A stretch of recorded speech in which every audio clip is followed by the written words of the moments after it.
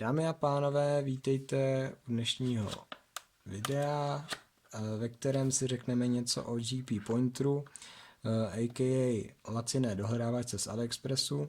Pořizovací cena dohledávačky se pohybuje okolo 320 korun, i s dopravou samozřejmě, pokud tedy hledáte nějaké prodejce, kteří samozřejmě free shipping nabízejí.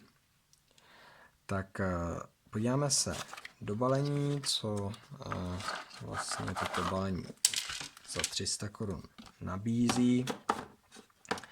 Takže v balení je samozřejmě samotná dohledávačka, dále pak zde můžete nalézt tuto gumovou, nebo já bych řekl spíše plastovou pružinku, která slouží k jediné věci, a to je k uchycení tištění dohledávačky, tedy tento kroužek provléknete tady tímto očkem na dohledávačce a tento druhý konec cvaknete třeba na nějaký pásek nebo nějak baťoch nebo něco takového, a prostě abyste měli dohledávačku jištěnou. Dále potom je zde tato pochva, nebo spíše pouzdro na opasek, které má suchý zip zde, a zde je ještě takový dodatečný cvoček nebo patentek na jištění, aby to z toho pásku opravdu nespadlo. A samozřejmě nesmí chybět nějaký menší manuál nebo návod. Tak. Dohledávačka funguje na 9V baterie, které se vkládají sem do této komory. Baterie nejsou součástí balení, takže ty si musíte dokoupit. Poté jen baterii vložíte, zašroubujete a už máte připravenou dohledávačku k použití. Co má dohledávačka? Má ještě takové vychytávky, jako je například tato škrabka, která vlastně vám může pomoci v dohledání nějaké té mince nebo něčeho takového, vlastně tím, že seškrabujete hrany v té jíře. Vlastně, abyste nemuseli použít REACH a nepoškodili jste si ten nález. No nicméně zapneme dohledávačku a teď nám dohledávačka dala vlastně zvukové znamení, že se zapla, a dále také rozsvítila tuto diodu, která svítí po celou dobu, když je dohledávačka zapnuta. Dohledávačka funguje, já jsem si tady připravil nějaké mince a takové věci. Nejdřív to předvedu a potom si předvedeme takový menší test, ale předvedu to na Kratzer 1800 úplně normálně. Vlastně dohledávačka detekuje kov jak ze předu, tak ze stran. Dohledávačka funguje vlastně na principu 360 stupňového skenu, to znamená po celém svém obvodu.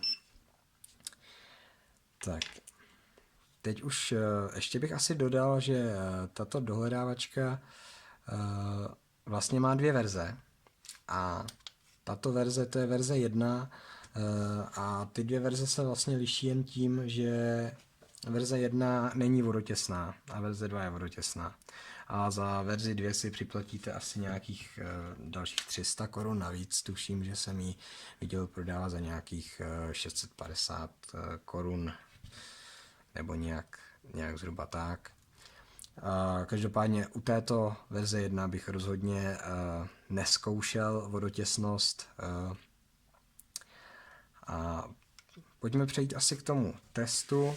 Já jsem si tady narýsoval spíš načrtnul takové měřítko 20 cm pro to, abych vám dokázal, že opravdu samotná dohledávačka měří 23 cm, takže není to zas tak není dost tak velká. A pojďme na test. Takže dohledávačku zapneme.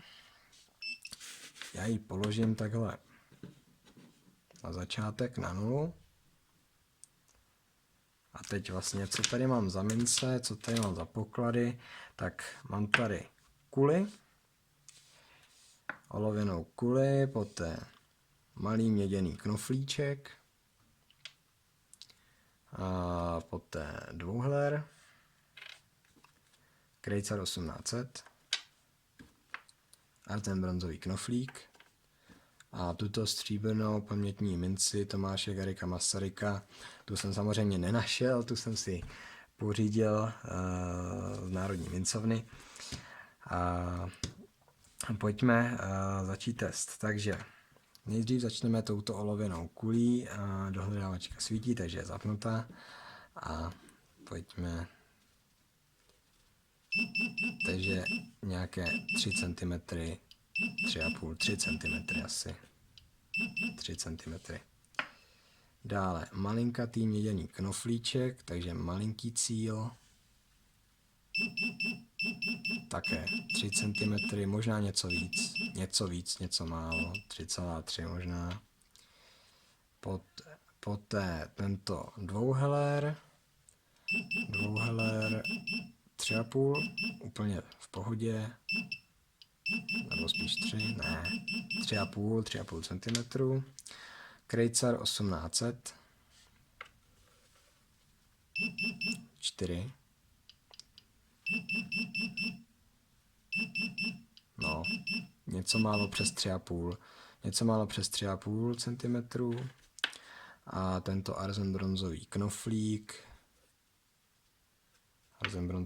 ten už je tlustší, takže by to asi mělo být lepší trošku. Ano, 4,5, zhruba 4,5 cm. A poslední, tedy tu pamětní minci.